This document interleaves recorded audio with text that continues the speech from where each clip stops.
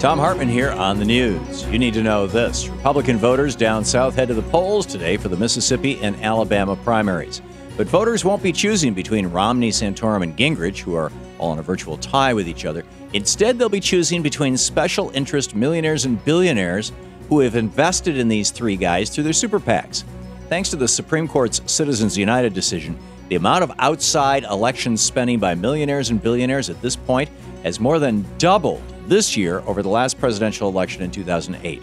Already, Fat Cat super PACs have spent nearly $90 million, thanks mostly to individual billionaires like Sheldon Adelson, who is single-handedly bankrolling Newt Gingrich's campaign, and Foster Friess, who is Rick Santorum's daddy warbucks.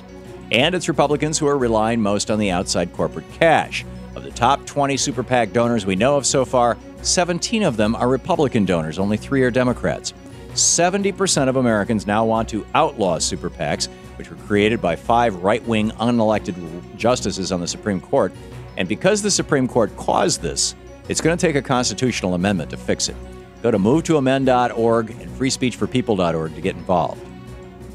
Those who want to retire with dignity are screwed. According to a new survey from the Employee Benefit Research Institute, only 14% of workers around the nation feel very confident that they will have enough money in the bank for a comfortable retirement.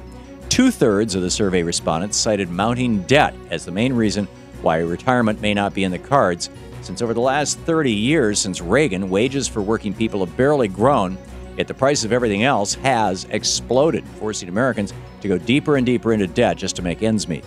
1/3 of respondents said they now have less than $1,000 in savings. And considering that the Republican House of Representatives voted to end Medicare as we know it last year, and they're now talking about giving Social Security to Goldman Sachs, and it's just a matter of time before the United States is officially no country for old men. In the best of the rest of the news, the right-wing spin machine is putting a dent in President Obama's poll numbers after an RNC memo was sent suggesting conservative radio and TV talking heads should start hammering the president on rising gas prices. The president's approval rating has dropped 9 points, from 50% a month ago to just 41% today. But oil experts and economists say there's actually very little the president can do in the short term about rising gas prices. And considering that oil speculation by banksters on Wall Street and talk of war in Iran are what are really driving up the price, and Republicans in Congress are the ones blocking Wall Street reforms and shouting about Iran, they're the ones to point to for causing rising gas prices. Speaking of speculators, they're also behind rising food prices around the planet. Food prices have increased 4.4% in the last year, nearly twice as much as all other consumer goods. And a new study out of the New England Complex Systems Institute argues that Wall Street speculators are the ones driving up the price this year, just like they did in 2008, when 1 billion people around the planet were pushed to the brink of starvation, and unrest and food riots swept the globe. The new study forecasts another food bubble to be inflated by 2013 that could once again create turmoil around the world. From the ongoing debt crisis in Europe to rising gas prices in the United States to increasing food costs around the world, Wall Street is destabilizing the entire global economy and making huge profits by doing it, just like they did when they crashed the world in 2008. In Congress, the Senate is expected to debate and pass a highway and public transportation spending bill this week that could create 2.8 million jobs. Unfortunately, similar efforts in the House have stalled out as Republicans hold funding hostage in exchange for the Keystone Pipeline. When Ronald Reagan came into office back in 1981 during the worst economic recession since the Great Depression, he and Congress increased government spending by 12% over the next 4 years to help America get out of that recession.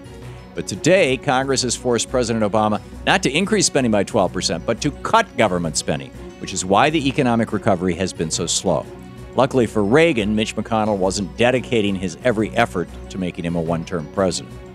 Spain, meet Greece. The bankster-fueled European debt crisis that's collapsed Greece now has its sights set on Spain, the Eurozone's 4th largest economy. European finance ministers are telling Spain that the nation must enact austerity and cut its budget deficit by 0.5% this year.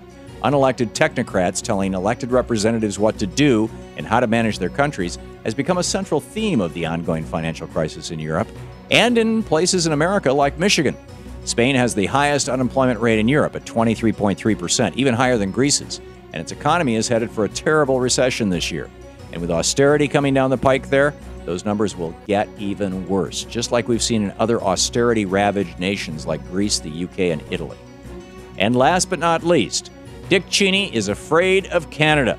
The admitted war criminal was expected to speak in Canada about American politics next month. He was going to be joined by his daughter Liz Cheney, who has made a living following in her dad's footsteps and being a warmonger on right-wing media outlets. But the two have now canceled their appearance, citing security concerns from the last time Cheney visited Canada and was met with massive protests. As the event promoter said, it was better for their personal safety they stay out of Canada. Considering that international courts are looking to bring war crimes charges against Cheney, I have a feeling Dick won't be leaving the safety of the United States ever again. And that's the way it is today, Tuesday, March 13th, 2012. I'm Thom Hartmann on the news.